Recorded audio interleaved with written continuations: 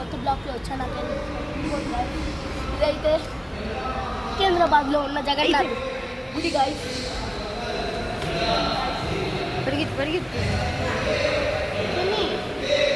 YouTube channel. ఇదైతే మా friend guys Sunitha.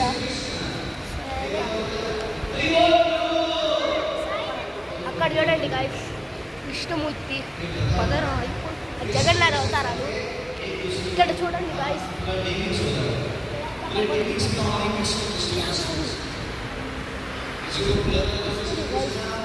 పవిత్ర